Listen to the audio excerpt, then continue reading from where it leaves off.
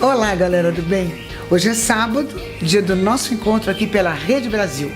E hoje eu tenho vários convidados que vão causar, tá? Eu tô com Pedro Manso, eu tô com a Joyce Ribeiro, essa jornalista incrível, Renata Schmidt, atriz e modelo, Estênio Mero, que barbariza a noite paulistana, a cantora gospel estouradíssima, a Lauriette, e claro, comigo, para uma entrevista gostosa, essa pessoa que eu admiro, que eu respeito e que eu estou recebendo com muito carinho, que se não fosse essa pessoa, a pedofilia aqui nesse país ainda continuava. Preciso falar quem é? Não, né? Senador Magno Malta.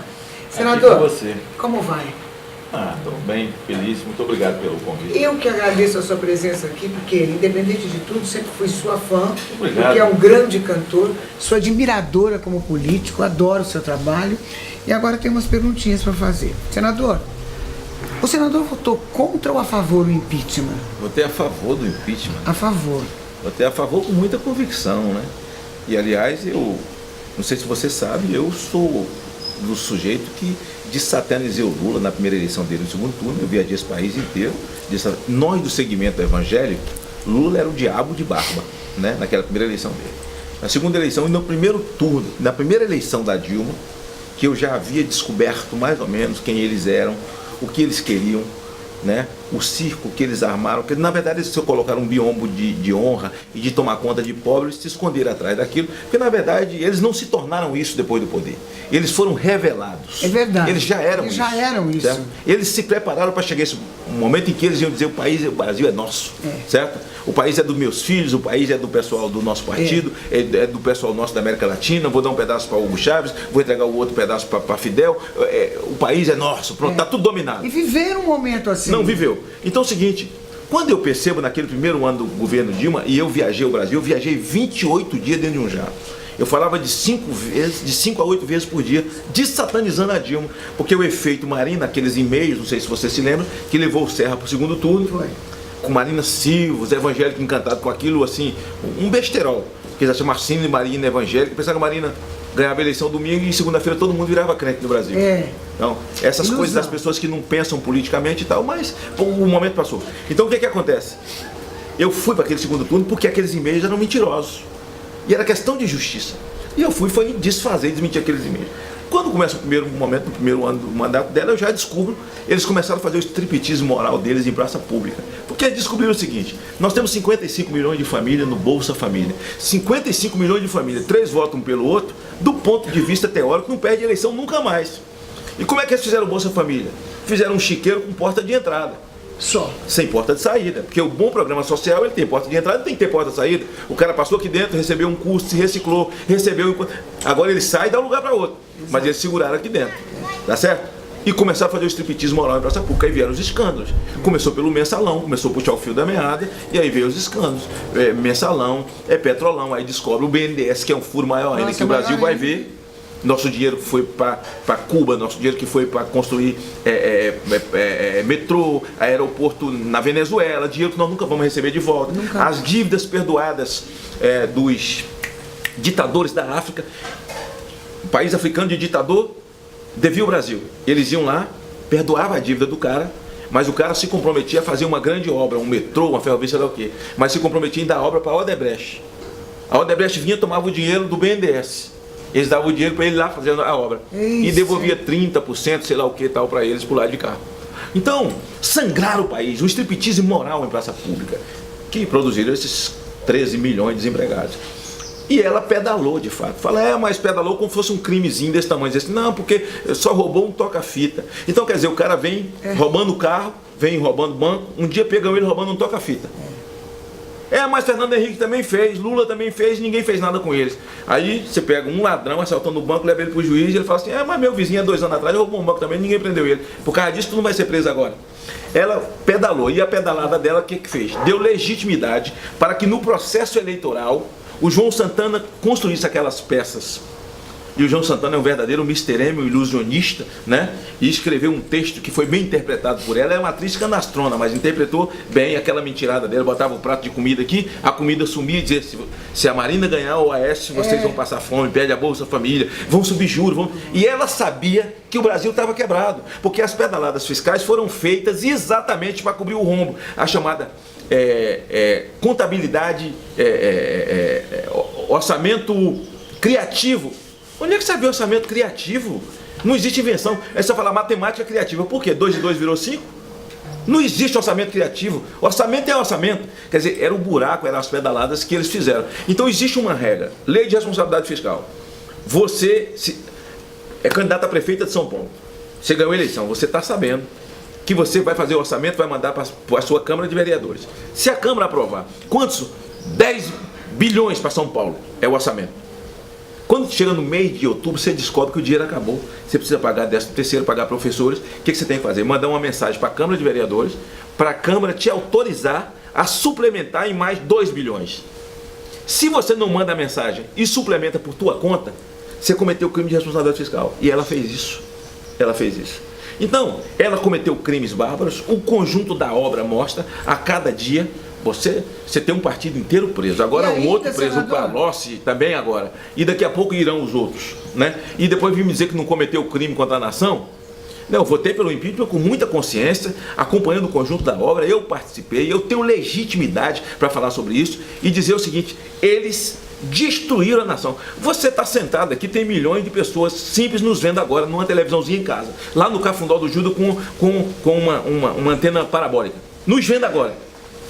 É normal esse cidadão estar com o nome no SPC e os filhos de Lula andando de lancha de 27 milhões? Não, não é normal. Não é normal. E eu acho, sabe, senador, que a gente ainda é abençoado porque a gente quase estava igual à Venezuela, né? Por um triz, a gente estava chegando. Por um triz nós estávamos pertinho. A Venezuela não tem papel higiênico. Não tem, é um horror. A gente estava quase ali, né? E eles criaram um exército de pessoas porque o assaltante de banco, ele entra no banco, quando a polícia cerca, ele faz o refém para se defender do crime, certo? Ele faz o refém para se defender da polícia e se safar. Essa gente fizeram dos pobres o seu refém. Eles assaltaram e toda vez que eles vão se defender, falam: mas nós fizemos Bolsa Família, nós fizemos Bolsa Escola, nós fizemos não sei o quê, nós defendemos a causa dos negros, nós defendemos a causa LGBT, nós defendemos não sei o quê. E essas pessoas, e muita gente simples, ainda cai nesse engodo. Você vê o Maduro lá, realmente é um país dividido. Aqui não, graças a Deus, certo? Aqui é 90% contra 10%. Nós não somos um país dividido, nós somos uma nação consciente, né? E nós estaríamos vivendo o vexame de não ter papel higiênico como eles. Quer dizer, só para a Colômbia passa a média de 35, 40 mil venezuelanos todo dia para comprar comida e papel higiênico. E agora para o Brasil também, tá vendo? Um país rico com tanto petróleo. Quer dizer, o louco do Chávez, com essa história de bolivarianismo, quer dizer, eles criaram a América Latina para eles. Era os Kirchner na Argentina, o Chávez, o índio da Bolívia, que mancomunado com o presidente do Brasil, invadiu e tomou as instalações da Petrobras, o suor do povo brasileiro, autorizado por ele. Você viu que a diplomacia do Brasil não fez nada. Absolutamente não. O índio foi lá, entrou e tomou a Petrobras na Bolívia. E eles inventaram uma mentira: não, porque o gás que abastece as indústrias de São Paulo vem da Bolívia. Se a gente brigar com eles, eles desligam o gás e pronto. E aí sim, eles ficam lá com as instalações que são nossas. Quer dizer, foi um assalto descarado, um assalto de cara limpa, sem querer botar touca na cabeça, 10 horas do dia. E Lula fazendo esse fingimento tudo, e continua fazendo agora. Roubaram tudo. Esse fingimento que faz até hoje. Ele finge que come pão com ovo, pão com salame com os pobres na rua, e de noite comia caviar, né? E tomava uísque com a Odebrecht, com a Queiroz Galvão, com a EOAS. Aí dizia: não, o PT vai chegar ao poder para taxar as grandes fortunas. Como? Eles ficaram amigos das grandes fortunas e tomaram a metade dos caras ainda. Mas agora o bicho vai pegar, não vai? Já pegou. Agora pega. Eu acho que a casa caiu, hein, senador? Completamente. Senador, vamos falar um pouquinho do governo Temer. O senhor acredita nesse governo? Acredita que a Lava Jato vai continuar tendo liberdade dentro desse governo? Eu acredito no governo Temer porque eu acredito no Brasil. O potencial é o Brasil. Nós somos um país rico, né? um país rico. Esse país tem tudo, graças a Deus, né? É um povo trabalhador e um povo simples, um povo crédulo, que acredita facilmente. Agora, a Constituição brasileira diz o seguinte, que você tem uma candidatura a presidente, você tem um vice. Você tem candidatura a prefeito, você tem um vice. E na vacância do presidente, do titular, assume o vice. O vice é o Temer. E o Temer tem legitimidade, o Temer tem a mesma votação que ela teve. Por que ela não foi buscar Levi Fidelix, então? É verdade. Por que ela não foi buscar Pastor Everaldo? Por que ela não foi buscar Luciana Genro para ser vice dela? Ela foi buscar ele porque era de um partido grande, um partido forte e porque tinha voto, o partido dele. Então não me venha com essa conversa. Então é o seguinte, eu quando fui presidente da CPI do narcotráfico, o presidente da Câmara era o Temer. E eu fui presidente da CPI do narcotráfico, a maior CPI desse país, CPI perigosa, e eu recebi todo o suporte, sabe, desse cidadão. Eu confio nele. Se o partido dele tem problemas, cada um que responde pelo seu problema. Eu confio nesse ajuste fiscal que ele vai fazer agora. E esse ajuste fiscal, todos nós parlamentares temos que ir para o sacrifício junto, ainda que isso nos custe desgaste na rua. Mas se não fizer o ajuste fiscal, não tira o país do buraco. Então eu acredito nessa disposição dele de salvar a economia. Ele tem uma imagem boa da economia, porque tem lá o Meireles, presidente do Banco Central, que conhece muito e tem respeito e credibilidade internacional. Então eu acredito no ajuste fiscal. No momento que nós saímos do buraco e começarmos a devolver a dignidade, porque um homem que perde seu emprego, Lucimara, ele perde a dignidade. Um homem sem emprego é um homem sem honra. Quer dizer, nós temos 13 milhões de gente sem honra no Brasil e 500 por dia perdendo emprego no Brasil. Quer dizer, onde é que está o golpe nisso? Nós temos 13 milhões de golpeados no Brasil. Quem deu golpe neles? Que deram o golpe. Nós temos 500 golpeados por dia. Quem deu golpe neles? Né? Quer dizer, aqueles que bolaram o golpe, a maioria significativa já está na cadeia, que é Vacari, Zé Disseu, seu Palocci, que não vai sair nunca mais. Disseu já está de prisão perpétua, tomou 26 anos com a idade que tem, não sai mais, certo?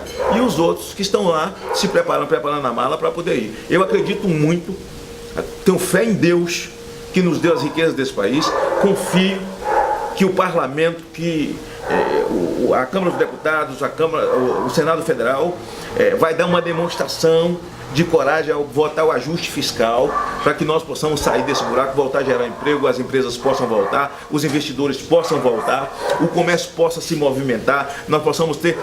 Para você ter a 25 de maio vazia, alguma coisa errada está acontecendo no Brasil.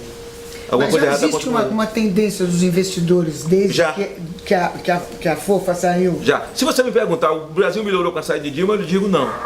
Mas parou de piorar. Esse aqui é o... Que já é bom, né? Exatamente. Parou de piorar, graças a Deus. E os investidores já começam a nos olhar com outros olhos, correto? Eles já começam a nos olhar com os outros olhos. Quer dizer, há uma respiração. O nosso doente já está respirando sem aparelho. Agora, o Brasil está carente de políticos honestos, né? O senhor seria um nome para as eleições de 2018? Deixa eu falar uma coisa para você. Primeiro, minha vida está na mão de Deus, né? Minha vida está na mão de Deus. Eu penso que eu cumpri um papel com o Brasil. Eu recebi missões muito duras para cumprir. Eu comandei a CPI do narcotráfico, eu comandei a CPI da pedofilia. Eu revelei esse crime em 2006 para o mundo, quando eu quebrei o sigilo do Google no Brasil. Quer dizer, o Brasil foi quem mais avançou na legislação de combate à pedofilia. Botei o Brasil entre os 20 maiores países do mundo, com a melhor legislação do mundo.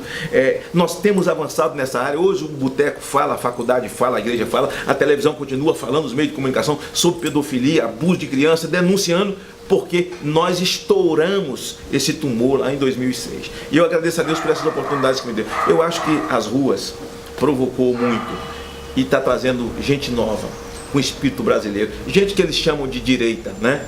Mas que tem verde e amarelo no coração. Gente que odeia droga, gente que não quer legalização de aborto nesse país, que ama a família. Nós precisamos respeitar os homossexuais. A regra da boa convivência eu respeito o homossexual, ele me respeita. Essa é a regra da boa convivência. Né? Ele trabalha, ele tem emprego, ele gera, ele paga imposto igual eu. Então eu tenho que respeitar ele me respeitar. Agora quem quer respeito tem que dar respeito. Agora eu não posso virar criminoso só porque eu não bato palma para a opção sexual dele. É isso que eles querem, né? Isso eles não vão fazer, porque esse país é majoritariamente cristão. É um país de católicos, é a primeira nação católica do mundo. Esse é um país de evangélicos, de espíritas.